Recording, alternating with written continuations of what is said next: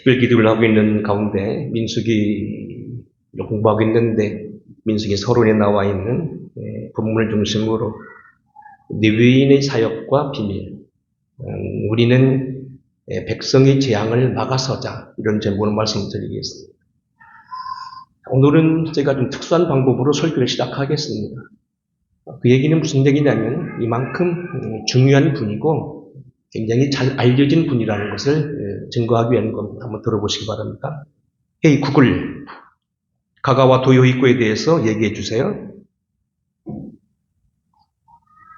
가가와 도요히코 하천풍은 1888년 7월 10일 물결표, 1960년 4월 23일은 일본의 기독교 사상가이자 사회운동가입니다. 그는 빈민운동, 노동운동, 농민운동, 협동조합운동 등 다양한 사회운동에 헌신했으며 일본 사회의 빈곤과 불평등 문제를 해결하기 위해 노력했습니다.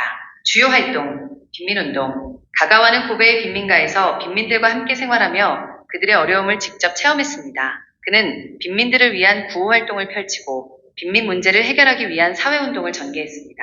노동운동. 가가와는 노동자들의 권익을 보호하기 위해 노동조합운동을 지원하고 노동법 개정을 위해 노력했습니다. 그는 노동자들의 생활 개선과 노동 환경 개선을 위해 헌신했습니다. 농민운동. 가가와는 농민들의 경제적 어려움을 해결하기 위해 농민조합운동을 지원하고 농촌 문제 해결을 위해 노력했습니다. 협동조합운동. 가가와는 소비조합, 의료조합 등 다양한 협동조합을 설립하여 서민들의 생활 안정에 기여했습니다. 평화운동. 가가와는 평화주의자로서 전쟁 반대운동을 전개하고 국제평화운동에 참여했습니다. 사상과 영향. 가가와는 기독교 사회주의 사상을 바탕으로 사회운동을 전개했습니다. 그는 사랑과 봉사를 통해 사회 문제를 해결할 수 있다고 믿었습니다. 그의 사상과 활동은 일본 사회뿐만 아니라 한국을 비롯한 아시아 여러 나라의 사회운동에 큰 영향을 미쳤습니다. 함석헌, 류영모와 같은 한국의 사상가들에게 영향을 주었습니다. 기타. 가가와는 소설가, 시인, 사회평론가 등 다양한 분야에서 활동했습니다.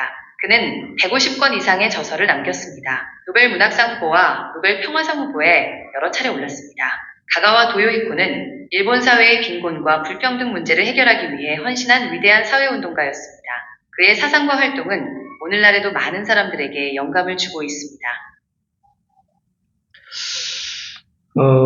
일본 사람이면서도 가가와 도요히코는 일본인으로서의 사람이 아니고, 그러니까 말하는 아시아, 한국, 중국과 이 아시아뿐만 아니고 전 세계적으로 유명했고, 그 유명하다는 그 시기에 벌써 노벨 문학상에 여러 번 거론됐던 사람이고, 일본이 전후 세대에 많은 어려움을 당했을 때, 원자탄을 맞고 고통당할 때, 일본이 나라를 다시 일으키기 위해서 우리는 말하면 새마을운동 같은 운동을 했는데 그 전면에 내세운 분이 바로 이분이었어요. 그래서 이분은 정말로 아주 일본뿐만 아니라 대단한 성자다.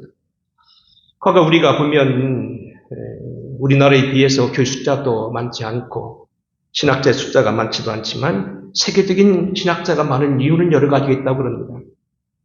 첫째는 일본은 14세기부터 외국 문명을 받아들여서 당시 최강의 국가였던 스페인과 교류하고 벌써 그 시기에 신학생들을 보내서 사제들을 길러내고 그들을 통하여 당시 세계의 구텐베르크의 그 금속 wal자를 수입해서 1600년대, 1700년대 이미 도쿄에는요, 서점이 뭐 600개, 700개가 있었다는 거예요.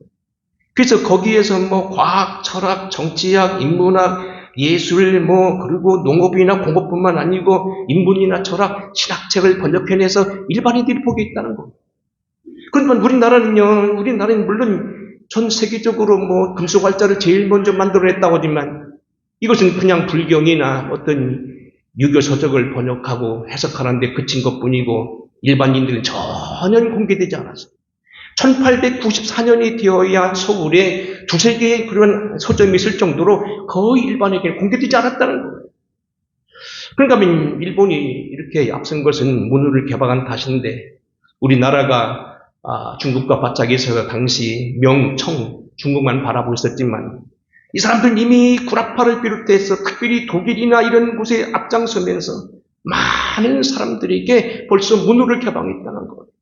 그래서 이 사람들은 어떻게 했냐면 심지어 우리나라의 임진왜란 때 잡아갔던 도공들이에서 만들어낸 도자기를요 굉장히 비싼 값에 팔아가지고 국고를 채워서 그걸가 총칼을 사고 근대화를 했다는 거예요. 그래서 그들은 우리보다도 훨씬 뛰어나고 특별히 예술계에서도 앞서가서 일본 기생과 그 와 있던 미국 장교와 있던 그 사랑을 그린 것이 바로 푸치니 나비 부인. 이 모든 것들부터 비롯해서 오페라나 가수의 모든 것 서구사에 이미 알려진 그러한 나라였다는 거예요. 그런가 하면 어쨌든 하나는 그렇게 된 것은 우리나라가 주로 기독교가 서민을 통해 들어왔다면 이 일본의 기독교는 이제 소서행장을 비롯해서 쇼군 당시 국무총리에 해당되는 그 수상들 아니면 실권을 장악한 그런 군인들 그리고 왕족을 통하여 들어왔다는 거예요. 아무튼 이 일본은 우리보다도 교육적으로는 많이 뒤지지만 신학적으로 세계적인 이름을 날려있고 성전한 인물을 했는데 그 중에 가장 대표적인 사람이 도요히코라는 사람입니다. 우리말로 하천풍은 가가와 도요히코. 불우한 가정에 태어났지만 그는 신학교를 다니고 나중에 아까 말한 대로 노동운동, 농민운동, 협동조합운동, 평화운동, 빈민운동을 거리켜서 농마들과 함께 같이 잠을 자고 그들에게 옷을 벗어주고 그들을 끌고 나가면서 나중에 전후세대에 일을 했다. 그뿐만 아니고 전 세계의 야익을 품고 군국주의를 나가는 일본을 경고하면서 전쟁을 막기 위해서 무척 노력했던 사람이라는 거예요. 한국 통치를 반대했고 중국에 일으킨 전쟁을 반대했고 일본에 대해 미국에 대해 싸우는 것을 쓸데없는 짓이라고 많이 경고했던 사람이라는 거예요. 결론하면 하천풍어는 세계 평화를 위해서 살았던 사람. 신앙운동, 종교운동, 민배운동, 사후세계의 어떤 천국운동만 한 것이 아니고 당시에 그 나라의 일본의 천국을 소유하려고 노력했고 재앙을 막아서는 일에 함께했다는 이야기입니다. 그는 정말로 하나님 앞에서 빼어난 하나님의 사람이었다는 거예요. 자, 여러분 길게 됐습니다만 일본 사람만이 아닙니다. 한국 사람 얘기를 한 번 더 들어보겠습니다. 헤이 구글, 김준곤 목사에 대해서 말씀해 주세요. 김준곤 목사는 한국개신교의 대표적인 지도자 중 한 명으로 한국대학생 선교회 CCC를 설립하고 민족복음화 운동에 헌신한 인물입니다. 주요 업적, 한국대학생 선교회 CCC 설립, 1958년 CCC를 설립하여 대학생 선교를 통해 한국 사회에 복음을 전파하는 데 앞장섰습니다. 민족복음화 운동, 민족의 가슴마다 피 묻은 그리스도를 심어 이 땅에 푸르고 푸른 그리스도의 계절이 오게 하자 라는 민족복음화의 비전을 제시하고 실천했습니다. 엑스플로 74대 1974년 여의도 광장에서 열린 대규모 전도 집회를 통해 한국교회 부흥에 크게 기여했습니다. 국가조창기도회, 국가와 민족을 위한 기도운동을 시작하고 국가조창기도회를 통해 한국 사회의 기독교 정신을 확산시키는 데 힘썼습니다. 생애 1925년 전라남도 신안군 지도부에서 출생했습니다. 1951년 대한예수교장노회, 전남노회에서 목사 안수를 받았습니다. 조선대학교 문학과를 졸업하고 광주 숭일중고등학교 교목, 교장으로 공직했습니다. 1957년 미국 플러신학교로 유학을 떠났습니다. 2009년 9월 29일 소천했습니다. 평가, 김준곤 목사는 한국개신교의 부흥과 발전에 큰 영향을 미쳤으며 그의 민족 복음화 운동은 한국 사회에 긍정적인 변화를 가져왔다는 평가를 받고 있습니다. 이 김준곤 목사님은 우리가 지난번 방문했던 무슨 섬이에요? 정도, 그 바로 들어가가 바로 그 들어가는 옆이가 그 입구가 지도인데, 지도도 태어난 분이로 문정경 전도사 밑에서 공부했던 사람이에요. 어쨌든 그는 한국 선교를 대표하는 사람으로 교회 바깥에 있던 사람이지만 교회 성장을 주도했던 사람이고 민족 복음화라는 단어와 그리스도의 계절이 오게 한다든지 이런 단어를 제일 먼저 사용한 사람이고 교회를 한국 교회를 세계적인 반열에 올려놨던 성당의 물쿨을 튼 사람이라는 얘기입니다. 문제는 그가 오늘 여기 아까 말한 대로 동아일보에 예수칼럼이라는 책을 쓰고 조그마한 가십을 내고 그 다음에 조선일보에도 수은이라는 글을 냈는데 조그만 글이 보면 이렇게 되어 있습니다. 당신이 어느 날 어떤 심각한 가정위기를 겪는 사람들 부부를 상담하고 나면 꼭 그날 저녁은 자기가 사모님하고 다툰다는 거예요. 이게 무슨 얘기냐면 어떤 사람들을 위해서는 평화를 위해서는 자기가 먼저 그런 경험을 하게 되고 그것을 이겨나가야 된다는 얘기입니다. 재앙을 막아서는 사람들이 오늘 여기 김준곤 목사와 같은 분이었다는 얘기입니다. 자, 이제 오늘 본문으로 돌아옵니다. 자, 이제 오늘 여기 하나님의 섭리로 인하여서 오늘 출애굽을 하고 광야로 나선 이스라엘 백성들에게 오늘 여기 그들이 광야 생활을 겪었던 기록이 민수기인데 왜 민수기냐? 민수기는 숫자를 세는 데 있다는 얘기예요. 결국 이스라엘 백성들이 10가지 재앙을 통하여 하나님의 어떤 주권이 드러나고 백성을 구원한다는 그러한 이름으로 결국 모세를 따라 나왔는데 그 숫자가 지파별로 얼마였느냐? 그래서 민수기에는요, 지파 숫자, 그 다음에 가족별 숫자, 또 그리고 여러 가지, 여러 숫자들이 많이 나와요. 문제는 이 서론과도 같은 민수기 서론에 나와 있는 이 규절에 보게 되면 거기 12지파 이름이 나오는데 특별히 레위 지파에 대한 신비가 있다는 얘기입니다. 오늘 이 레위 지파라고는 특별 지파를 기록한 장면을 보면서 우리가 몇 가지 한번 이 시대에 우리의 한번 사명에 대해서 보겠습니다. 첫째, 오늘 여기 자세히 보게 되면 이 레위 지파는 12지파 가운데 이스라엘 계수의 지파에 넣지 않았다는 겁니다. 본문 1장 7절, 1절 보겠습니다. 이스라엘 자손이 애굽 땅에서 나온 후 둘째 달, 둘째 해, 둘째 달, 첫째 날에 여호와께서 시내 광야 해막에서 모세에게 말씀하시되 너는 이스라엘 자손의 모든 회중을 남자의 수를 그들의 종족과 조상의 가문에 따라 그 명수대로 계수할지니 이스라엘 중 20세 이상으로 싸움에 나갈 만한 모든 자를 너와 아론은 그 진영별로 계수하되 각 지파의 각 조상의 가문의 우두머리에 한 사람씩 너희와 함께 하게 하라.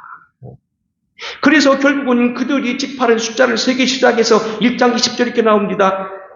이스라엘 장자 루벤의 아들들에게 난 자를 그들의 종족과 조상의 가문에 따라 20세 이상으로 싸움에 나갈 만한 각 남자를 그 명수대로 다 계수하니 루벤 지파에서 계수된 자는 46,500명이었더라. 시몬의 아들에게 난 자는 24절에 보면 갓 지파 자손에게 난 자, 26절에 보기엔 유다 지파, 28절에 보면 이사갈 지파, 30절에는 수불론, 32절은 요셉의 아들 중 에브라임, 34절에는 므낫세, 36절에는 베냐민, 38절에는 단자손, 40절에는 아셀 지파, 42절에는 납달리, 45절, 46절에 종합은 나옵니다. 이같이 이스라엘 자손이 그 조상의 가문을 따라 20세 이상으로 싸움에 나갈 만한 이스라엘 자손을 다 계수되었으니 계수된 자의 총대는 60만 3,550명이었더라. 우리가 여러분 되게 말하지요. 출애굽한 백성들이 몇 명이냐? 보통 200만이라고 얘기합니다만 200만이라는 숫자가 그려 나온 게 아니라는 얘기입니다. 지파별로 큰 지파는 8만, 작은 지파는 4만, 가운데 7만, 6만, 5만 해가지고 이 숫자를 다 합한 숫자가 20세 이상의 남자만 60만 3,500명 있다는 겁니다. 그러면 여기 여자까지 못하면 130만이요. 여기 또 20세 이상의 이전에 아이가 있었다고 한다면 이것은 근 200만이 되냐고. 그런다는 얘기입니다. 그냥 나온 게 아니라는 얘기입니다. 문제는 47절입니다. 그러나 레위인은 그들의 조상의 지파대로 그 계수에 들지 아니하였으니 그랬습니다. 지금 루벤부터 시작해요. 시몬과 계속하여 내려가는데도 불구하고 세 번째 아들이었던 레위인 이름이 빠져 있어요. 그리고 12지파가 나옵니다. 왜 그랬을까요? 너는 레위 지파에만은 계수하지 말며 그들을 이스라엘 자손 중에 넣지 말고 이는 여호와께서 모세에게 말씀하여 이르시되 그랬습니다. 여러분 이스라엘 지파를 계수하여서 남자만 60만이 계산하게 되게 되고 결국 여기서 200만 숫자가 나오게 되는데 유대인은 열의를 시키고 아예 명단에 넣지 않았습니다. 그리고 거기 의도적으로 말합니다. 넣지 말고 열의시켜라. 계수는 넣지 말아라. 물론 여기 보면 12지파를 채우는 건 이렇습니다. 레위를 빼는 대신에 요셉의 지파를 대신 거기서 에브라임과 므낫세를 넣습니다. 므낫세 큰아들이지만 작은아들을 취급하고 어쨌든 그거면 에브라임 2지파를 넣고 레위를 뺍니다. 물론 이제 나중에 보면 요한계시록 14장에 보게 되면 7장에 보게 되면 소위 많은 논란이 되면 14만 4천에 레위가 들어가요. 근데 이때는 왜 그냐면 단지파가 또 빠져나가요. 이 단지파, 레위지파 이거 그냥 신비한 지파입니다. 그런데 문제는 뭐냐면 그렇게 맨 마지막에 요한계시록에 나오는 14만 4천 중에서 대신 들어가기까지는 그 이전에는 전부 다 레위지파가 빠진다는 얘기입니다. 왜 그랬을까요? 우린 여기 거듭하여 난 얘기는 이런 얘기입니다. 하나님께서 오늘 여기 레위 지파를 계수 속에 넣지 않은 것은 성경에 보면 되게 세 가지. 첫째는 뭐냐면 이스라엘 백성 중에서 성막을 짓는 거기 때문에 특별히 이 사람들은 하나님을 섬기는 일이기 때문에 계속 넣지 말라는 겁니다. 민수기 3장 11절에 보게 되면 이렇게 나와 있습니다. 여호와께서 모세에게 말씀하여 이르시되 보라 내가 이스라엘 자손 중에서 레위인을 택하여 이스라엘 자손 중에 태를 열어 난 모든 자를 대신하게 하였은즉 레위인은 내 것이라. 이것을 구별했다는 거예요. 그리고 그들에게 뭐냐면 지금 말씀한 대로 이제 우리 공부하겠습니다만 성막들을 짓는 사람들, 성막들을 그리고 봉사하는 사람들, 여호와를 섬기는 특별한 제사직에 감당한 사람들이고요. 두 번째는 뭐냐면 10가지 재앙을 베풀었을 때 처음 초태생을 다 죽였을 때 여호와의 백성들 죽지 않았는데 그 숫자를 대신한다는 거예요. 이스라엘 자손 중에 태를 열어 태어난 모든 자를 대신하게 하였은즉 레위인은 내 것이다. 처음 태어난 자는 다 내 것임은 내가 애굽 땅에서 처음 태어난 자를 다 죽이던 날에 이스라엘이 처음 태어난 자는 사람이나 짐승을 다 거룩하게 구별했으니 그들은 내 것이 될 것이라 나는 여호와니라.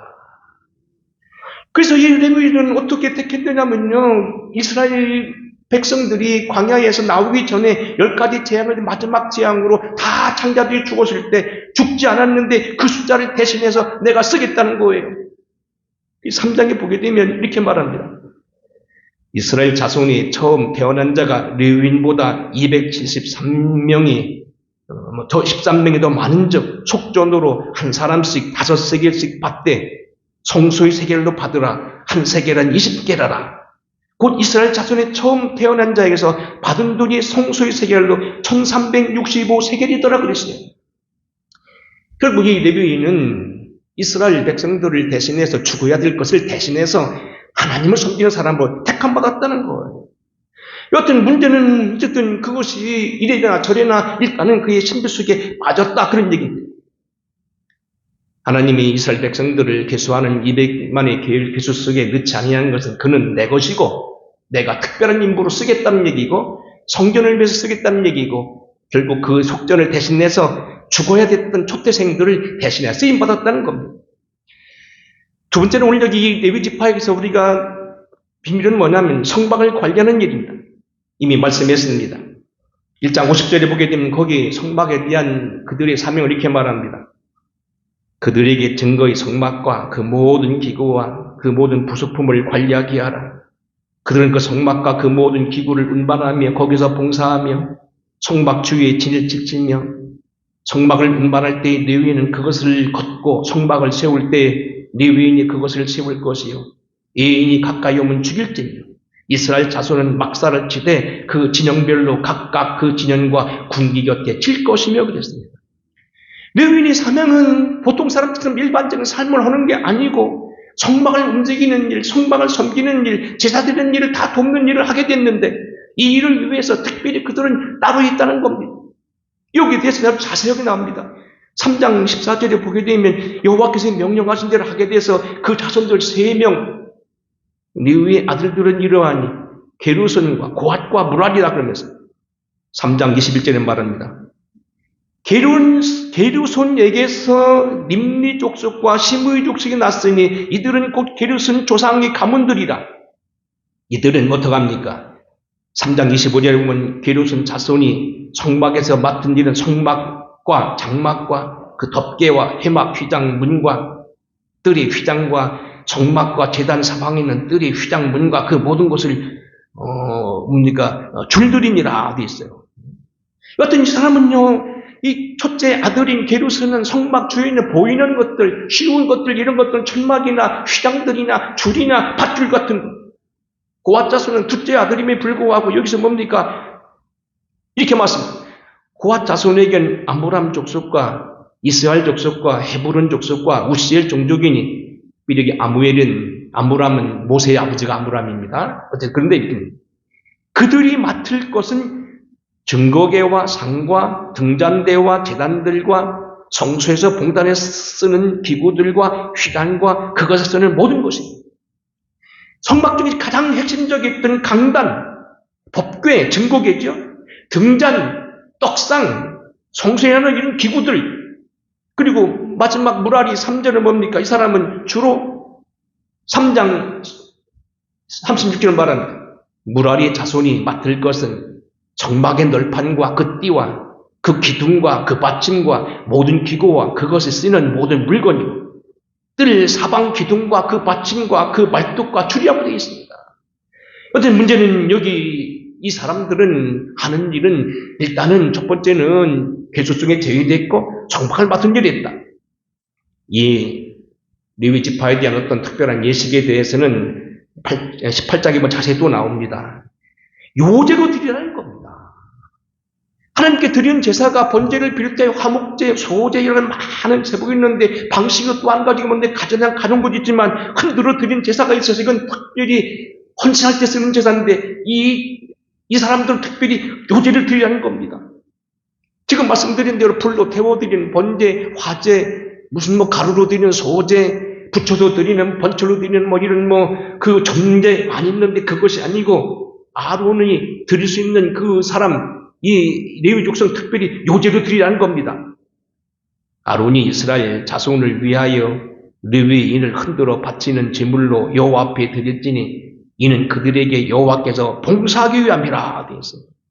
여튼 문제는 여기 14절에 이렇게 요약됩니다.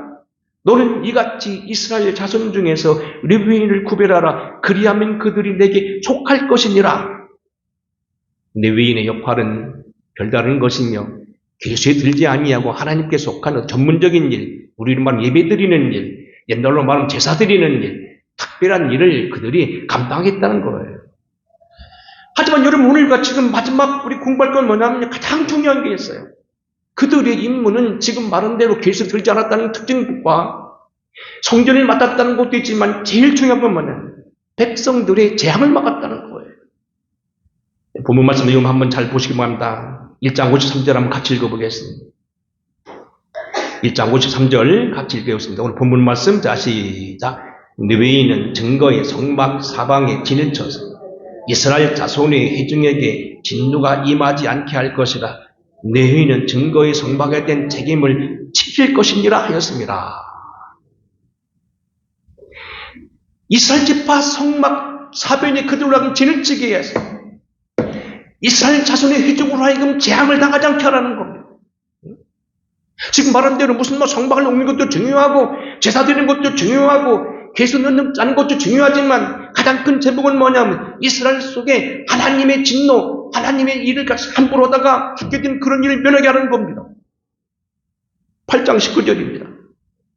내가 이스라엘 자손 중에 레위인을 취하여 그들을 아론과 그의 아들들에게 주어 그들도 회막에서 이스라엘 자손을 대신하여 봉사하게 하며 또 이스라엘 자손을 위하여 속죄하게 하였으니 이는 이스라엘 자손이 성소에 가까이 할 때에 그들 중에 재앙이 없게 하려 하였습니다. 여러분 레위 지파의 족적은 뭐냐면 이스라엘 백성 중에 재앙이 없게 하라는 것.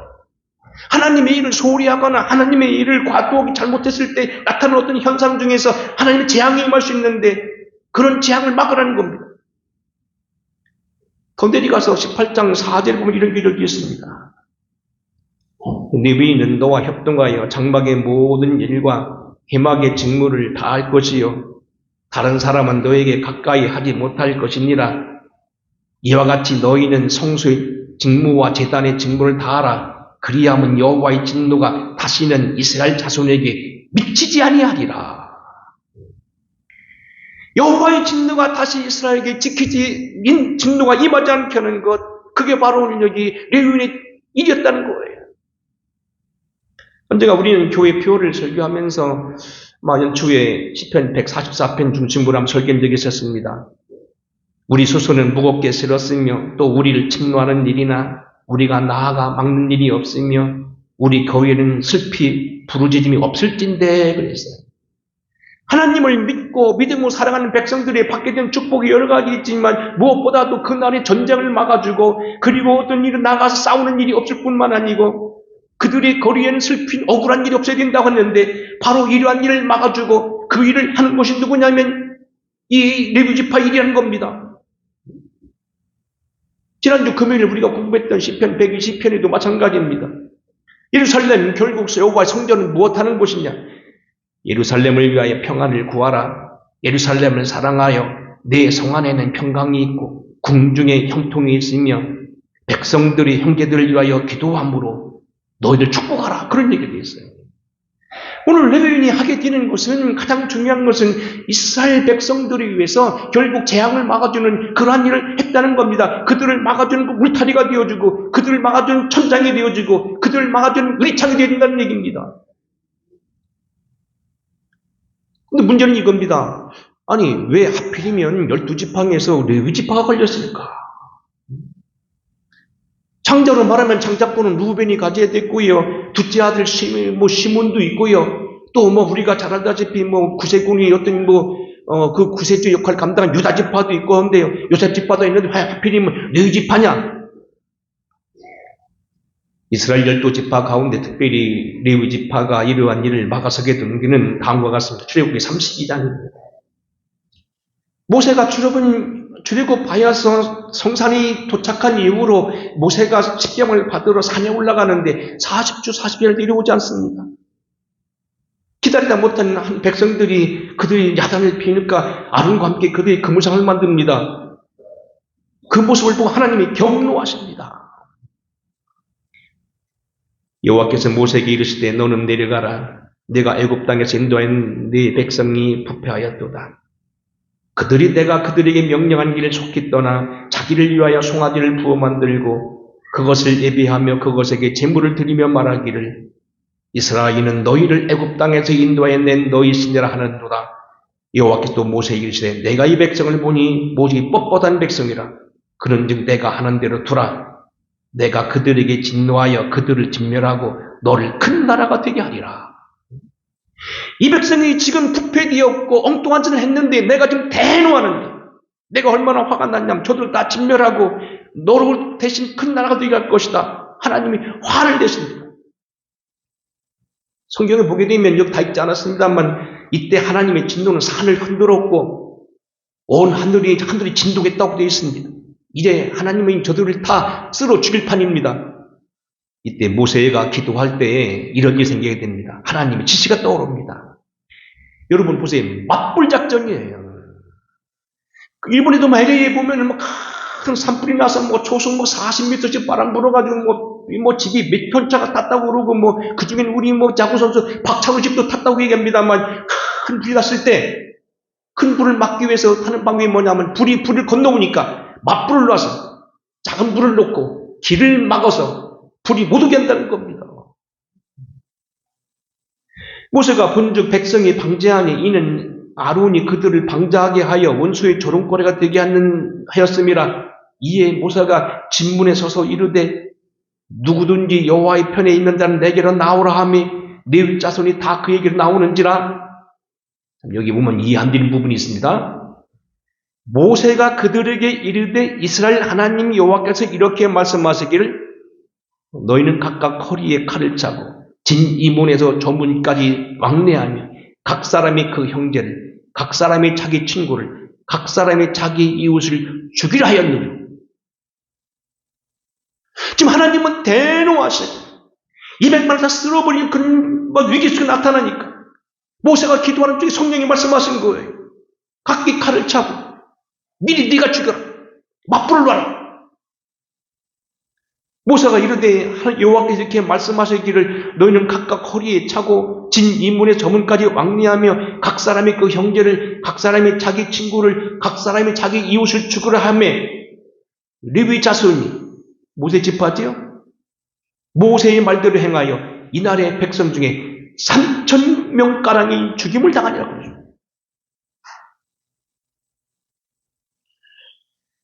우리 성경을 보게 되면 때로는 거룩한 성경에 우리가 이해되지 않는 부분이 있는데 바로 이 부분인데 하나님께서 이렇게 속게 하기 위해서 대노하신 가운데서 레위 지파가 대신 나섰다는 거예요. 우린 참 이 성경 참 굉장히 이해하기 힘든 겁니다만 오늘 설교로 옮겨봅니다만 이건 뭐냐면 하나님의 공의와 사랑을 동시에 이루는 겁니다. 하나님의 속성은요 사랑이 있는 반면에 공의도 있어요. 세상을 통치하시고 우주를 통조하시기 위해서는 당신이 세워질 법이 있는데 그 법은 그냥 우물떡주물 넘어가지 않는다는 겁니다. 속죄의 대가를 치러야 된다는 겁니다. 물론 이 모든 속죄의 대가는 큰 것은 예수님께서 치러줬지만 아직 예수님이 나타나기 이전에 그들에게는 레위인이 이걸 대신하여 백성의 갚음으로 하나님의 공의를 세웠다는 겁니다. 결국 더 큰 희생과 더 큰 멸망을 막기 위해 하나님 사랑을 실천하기 위해서 공의와 사랑이 같이 실천됐다는 겁니다. 놀라운 건 이게 말합니다. 32장 28절입니다. 네 자손이 모세로 말대로 행하매 이날에 백성 중에 3,000명가량이 죽임을 당하니라. 모세가 이르되 각 사람이 자기 아들과 자기 형제를 쳤으니 오늘 여호와께서 헌신하게 되었느니라. 그가 오늘 너에게 복을 내리시리라. 참 나의 기절입니다.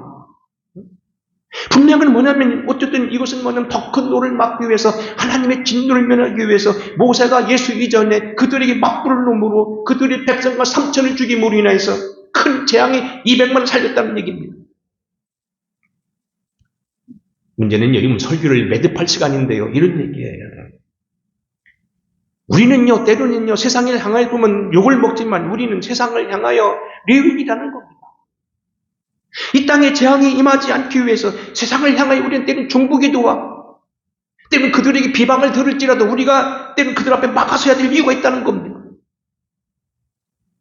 우리는 세상 사람들 좋게만 갈 수 없다는 겁니다. 세상은 뭘 하든 우리는 지켜야 될 예배가 있고 우리는 지켜야 될 어떤 규율이 있고 우리는 그대로 가면서 백성의 질을 막아서야 될 그런 임무가 있다는 겁니다. 베드로전서 2장에 보면 말씀되어 있습니다. 그러나 너희는 택하신 족속이요 왕같은 제사장이요 거룩한 나라요 그의 소유된 백성이니 이는 너희를 어두운 데서 불러내어 그의 기이한 빛이 들어가게 하신 이의 아름다운 덕을 선포하게 하려 하십니다.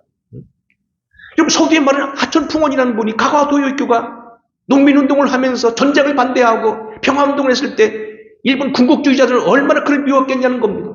하지만 그는 그 길을 달려가고 결국은 그것을 막지는 못했지만 정무세대에 결국은 평화를 씹어갔다는 얘기입니다. 김중근 목사님이 대학생 선교를 하고 또 그분이 여러 가지 종교적인 특별한 냄새를 피면서 했을 때 많은 사람들이 그 사람을 비방한 분도 있었습니다. 조영기 목사님이 영성운동을 일으키고 성령운동을 했을 때 많은 사람들이 그를 가리키면 이단자라고 말하면서 그를 좋아하지 않는 목사님이 많았습니다. 하지만 그분들은 그 길을 갔고 그 길을 통하여 우리 민족의 계절을 일으켰다는 얘기입니다. 문제는 우리가 이 세상을 향하여서 레위인이 되어야 된다는 거예요. 레위인의 신비 세 가지, 그는 하나님의 백성 가운데서 특별히 계수에 들지 아니한 이방 사람들이 아니고 일반 무사람들이 아니었다는 겁니다. 재앙을 막아서기 위한 사람이었다는 거고 겉으로는 성전을 봉사했지만 또 하나는 백성들의 재앙을 막는 사람이었다는 겁니다. 우리 때로는 이런 역할을 해야 됩니다. 세상 사람들이 우리를 욕하고 때로는 미쳤다고 얘기하고 지금 이 세상에 무슨 예배냐고 말하고 무슨 이상한 이 시대에 그런 얘기 한다고 하지만 우리의 분명한 뭐냐면 우리는 백성들의 재앙을 막아야 될 책임이 있다는 겁니다. 이에 대한 얘기는 더 이상 하지 않고요. 그럼 어떻게 하겠는가? 오늘 제가 느낀 점 하나만 얘기하고 좀 편안한 마음으로 오늘 좀 설교가 제가 이상하게 또 AI 들이대고 온 모습부터 좋아하지 않으셨는지 어쨌든 뭐 지금 설교를 힘들게 합니다만 이제 편안한 마음 들어보시기 바랍니다. 제가 일반 대학 다니던 시절이었습니다. 아마 1977년도였습니다. 대학 4학년 됐습니다. 제가 다니던 대학이 개교기념일이 5월 25일입니다. 한참 아카시아 꽃이 막 펴서 향기를 진동할 때였습니다. 저희 대학생들이 따로 뭐 졸업여행을 가기 전에 2학기 때는 보통 법대학생들은 학교를 나오지 않고 혼자 공부하기 때문에 미리 여행 가야 된다고 해서 개교기념을 통해서 여행을 가는데 어떻게 갔느냐. 지리산 천왕봉을 올라가는 길이었어요. 그래서 대전발 0시 50분이라는 뭐 노래도 나오는 그 열차를 타고서 남원에 도착해서 남원역에서 잠깐 잠을 자고 버스로 그 지리산 안에 있는 그 동쪽에 있는 그 뱀사골이라는 곳에 들어가서 거기서 이제 아침부터 해가 이제 아직 해가 뜨기 전에 출발합니다. 그리고 올라가다가 한참 올라가서 아마 한 중간쯤에서 점심밥을 해먹고 배랑 다 짊어지고 가는 거예요. 당시는 햇반도 없어서 그냥 코펠이 뭐 묵은 거 있었죠. 막 바람 넣는 거. 그 다음에 버너, 코펠, 쌀, 물은 막 가다 퍼먹고 하면서 계속 올라가요. 5월달이면 해가 기를 때인데 다 못 올라갔어요. 천왕봉이 1950m인데 이 남한에서 한반도 위에 백두산 말고 제일 높은 산이 한라산 말고 백두산 천지와 그 이쪽에 한라산 말고 제일 높은 산이 이 지리산이에요. 해가 뉘엿뉘엿 할 때 물어봐서 1650m 고지에 있는 그 장터목 산장이라는 거예요. 산장에 가니까 그때는 아무도 없어. 요즘에는 보니까 아주 거기에 관리인을 둬서 정부에서 아주 뭐 이렇게 차도 대접하고 침구를 주고 미리 예약만 하면 다 한다고. 옛날에 그냥 가니까 떨렁한 창구 아무도 없더라고. 그래서 거기 서둘러서 이제 뭐 밥을 해먹고 잠을 자려고 하는데요. 갑자기 바깥에서 이상소리가 나더니 보니까 민간인들 한 8, 7명 들어와요. 그래서 결국은 우리가 이제 뭐 아무것도 없게 이제 이렇게 침낭 쭉 올리면 코만 내리고 자는 거 있죠. 침낭을 하고 자다가 그 사람들이 딱 하고 어디 있을지 우리가 머리에 들어갔으니까 있을 데가 없으니까 하나씩 품고 자요. 그때 아마 어떤 학생 하나를 데리고 잤는데 나중에 물어봤어요. 뭐로 왔냐고 물어봤더니 성녀로 왔다고 하더라고. 그게 뭐냐면 뭐 무당들이더라고. 보세요. 물론 이제 중산골에서 올라가면 가파르긴 하지만 조금 빨리 올라가고 싶다고 하지만 젊은이들이 22살 먹은 사람들이 하루 종일 걸어가도 못 가는 거리를요. 그 사람들이 거기까지 올라와서 뭐로 왔냐는 게 수련하기 위해서 왔다는 거예요. 그래 보니까 그때 5월달인데 그 지리산에 보니까 저녁에 살얼음이 얼고요. 아침에 일어나서 바깥에 나가 보니까요. 눈이 쌓여있더라고요.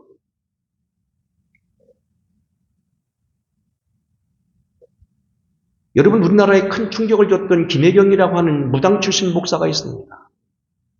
그분의 책을 읽어보면요. 그들은 어떻게 했냐면요. 아주 영하 10m 되는 아주 추운데도요. 냉수유 마찰을 하고요. 10%는 작두를 타가면서 훈련한다.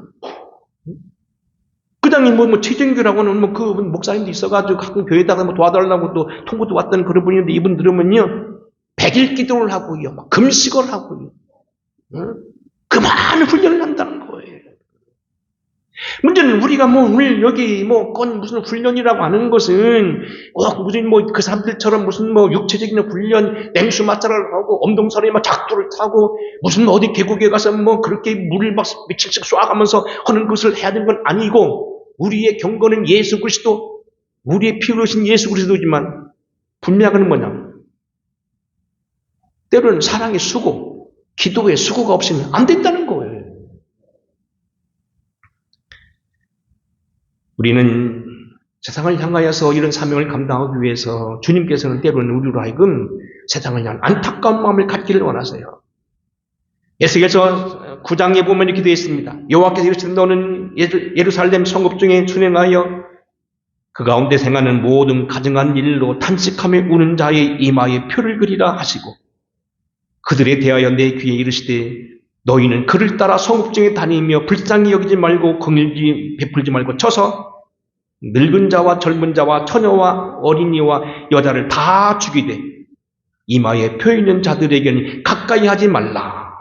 내 성소에서 시작할지니라. 그들이 성전 앞에 있는 늙은 자부터 시작하더라고 했어요. 마지막 때가 되면 하나님의 심판하시는데 성소하는 심판하고 늙은 자는 건 이거 장로인데 옛날로 말하면 지금 말하는 목사들입니다. 목사들 먼저 죽이라는 겁니다. 성전 시작하라는 겁니다. 그런데 그들 중에서 이마 표 없는 사람 다 죽이는데 애통하며 울던 표 있는 사람은 죽이지 말라는 겁니다. 우리가 이런 무슨 얘기냐면 우리가 지금 이 시대에 어려운 일을 당하고 고통을 당하는 일이 있으면 여러분 남의 일을 생각하지 말라는 겁니다. 그 일이 내 일인 것처럼 우리가 끌어안고 기도하고 물론 우리가 10%는 작도는 타지 않지만은 추운 겨울 물이 얼어붙는 그 천왕문까지 올라가서 하루 종일 못 올라가는 길을 걸어가서 찬물 끼얹어가면서 기도는 못하지만 그런 수고는 필요한 것이 아니냐는 거예요. 유명한 환상의 연재 에스겔 3장에 보게 되면 그는 하나님 앞에 사명을 감기 위해서 일정한 기간 벙어리가 됩니다. 다니엘서 10장에 보게 되면 다니엘이 사명 감당을 금식하는데요. 나라를 위해 기도하게 되는데요. 온몸이 빠지는 그러한 어려움을 체험하게 됩니다. 우리 오늘도 사랑의 수고, 하나님의 말을 감당하기 위해서 기도해. 여러분 지금 다대수는 우리가 여러분 기도해도 남길 좀 여기고 있잖아요. 그러지 말자는 거예요. 무언가 우리도 이런 수고, 기도 외에는 이런 주가 나갈 수 없다고요. 기도 외에는 절대로 안 된다는 거예요. 우리가 이런 데 좀 사랑의 수고도 베풀어야 된다는 겁니다. 백성의 재앙을 막고 제대로 성도 역할을 감당하기 위해서 우리가 우리의 수고, 어떤 몫을 감당해야 되지 않느냐는 그런 이야기입니다. 레위인의 증거에 성막 사방에 진을 쳐서 이스라엘 자손의 회중에게 진노가 임하지 않게 할 것이라. 이 말씀 기억하시고, 우리는 이 백성의 레위인이라고 친다면 이 백성의 진노가 임하지 않도록 막아서야 되는 것이 우리 사명이 아니겠느냐. 이 사명 감당하기 위해서 우리는 깨어 있어야 되는 것이 아니냐. 주님 안에서 믿음 안에 있는 비밀을 발견하시면서 우리가 거룩한 레위인의 사명을 감당하기 위해서 한번 기도해보고 돌아가는 그런 시간 되기를 주의 이름으로 축원합니다. 고마우신 아버지, 우리가 오늘도 재앙을 막아냈던 레위인들처럼 이 나라의 재앙을 막기 위해 기도하고 내 이웃과 내 가정과 내 모든 교회들의 재앙을 막아서기 위해서 일어나는 일꾼들 되게 하여 주시옵소서. 분연히 일어나 기도의 대리에 나서게 하여 주시고, 분연히 일어나 이러한 어려움이 닥치지 않도록 기도하는 기도의 대열되게 하옵소서. 예수님의 이름으로 기도합니다. 아멘. 찬양 드리겠습니다.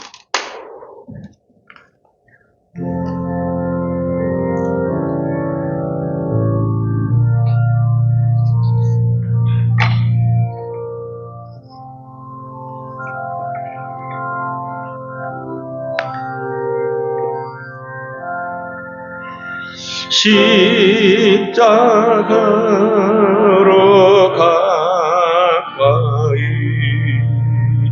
나를 끄시오. 거기 흘린 보혈로 정케하옵소서.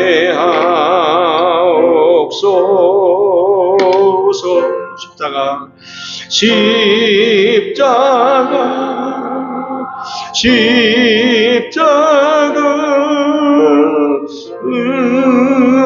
안녕. 4절합니다.